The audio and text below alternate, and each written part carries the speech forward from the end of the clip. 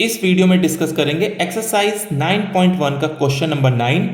देखिए, इन क्वेश्चंस में फिगर बनाना बहुत इंपॉर्टेंट है, इसलिए मैं आपको क्वेश्चन समझाते समझाते पहले रफ में फिगर बनाऊंगा, उसके बाद आपको फेयर सॉल्यूशन पे लेके चलूंगा। तो चलिए पढ़ते हैं। The angle of elevation of top of a building from foot of a tower.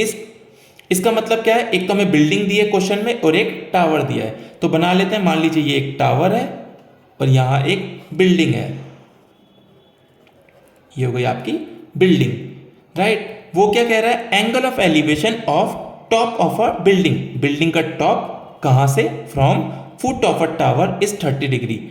Tower के फुट से, पैर से, ये नीचे ग्राउंड है, यहां पर एंगल ऑफ एलिवेशन कितना बन रहा है? 30 degree.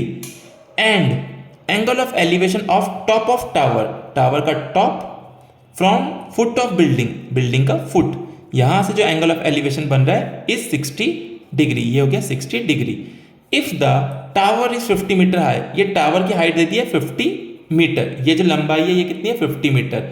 Find the height of building, आपको ये वाली हाइट पता करनी है बिल्डिंग की, ये वाली साइड, राइट। तो ये था रफ में फिगर, समझ में आ गई होगी आपको। अब चलते हैं फेयर सॉल्यूशन की तरफ। ऐसे आपका डायग्राम बनेगा, मैंने सब चीज लेबल कर दी है, ए बी सी डी। आपको ए बी फाइंड करना है, तो देखिए मैं शॉर्ट में पहले समझा दूं कैसे ए बी आएगा। इस ट्राइंगल में देखिए सी बी डी में, इसमें ये 60 डिग्री है, इसके सामने परपेंडिकुलर दिया है, तो मैं बेस फाइंड करूंगा बी डी। एक बार बी डी आ गया तो फिर हम इस ट्राइंगल में आ जाएंगे ए बी डी में, इसमें बी डी पता है, बेस आ जाएगा, और फिर हम पता करेंगे ए बी को। तो चलिए कैसे करना है मैं दिखा देता हूं। In triangle C D B, पहला कौन सा ट्राइंगल लिया? सी डी बी, ये वाला ट्राइंगल अंदर वाला। ये जो tan 60 है, इसके सामने वाली साइड क्या हो जाएगी? परपेंडिकुलर, और नीचे वाली साइड हो जाएगी बेस। एंगल यहाँ है 60, 60 के सामने परपेंडिकुलर, नीचे बेस। ये मैंने आपको पहले से ही समझा रखा है चैप्टर 8 से कि कैसे परपेंडिकुलर डिसाइड करते हैं, कैसे बेस डिसाइड करते हैं, राइट। तो यहाँ हो गया tan 60 is equals to perpendicular upon base C D upon B D. tan 60 की वैल्यू होती है √3, सी डी हमें दिया है 50, ये देखिए सी डी दिया है 50, अपॉन में हो गया बी डी। बी डी कितना आएगा? बी डी यहां चला जाएगा और √3 नीचे आ जाएगा, तो बी डी हो गया 50 अपॉन √3। तो इतना हमारा बी डी निकल के आ गया, यानी कि हमें नीचे वाली साइड आ गया कितनी? 50 अपॉन √3, ये हमें निकल के आ गया। अब आ जाते हैं ट्राइंगल ए बी डी में, जहां पर हमें ये एंगल पता है 30 डिग्री और नीचे ये पता है 50 अपॉन 3।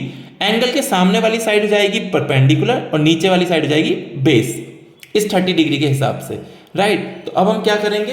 फिर से लगाते हैं in triangle A B D. tan 30 हो जाएगा perpendicular upon base A B upon B D. tan 30 होता है 1 upon √3 A B upon B D. तो यहां से क्या हो जाएगा? ये बी डी यहां मल्टीप्लाई में जाएगा, 1 upon √3 into B D is equals to A B. 1 upon √3 B D की वैल्यू हमने निकाली थी 50 अपॉन √3 पुराने पेज, पिछले पेज पर, is equals to A B. अब ए बी कितना आ गया? 50 1 जा 50 और √3 मल्टीप्लाई बाय √3 3। इसको डिवाइड करेंगे, ये आपका आ जाएगा 16 2 अपॉन 3। 3 से आप डिवाइड करके देखिए 50 अपॉन 3 मीटर आपका आंसर आ गया है। तो फाइनली आप अपना आंसर लिख सकते हैं जो आपसे क्वेश्चन में पूछा गया था। आप अपना आंसर किस तरीके से लिखेंगे? देखिए क्वेश्चन में आपसे क्या पूछा गया था? क्वेश्चन में कहा था find the height of the building, तो आप आंसर में भी लिखेंगे the height of the building is 16 2 upon 3 metre. Unit लिखना प्लीज मत भूलिएगा। तो चलिए ये सॉल्यूशन आपको आई होप समझ में आया होगा। नेक्स्ट क्वेश्चन के सॉल्यूशन के लिए मिलेंगे नेक्स्ट वीडियो में।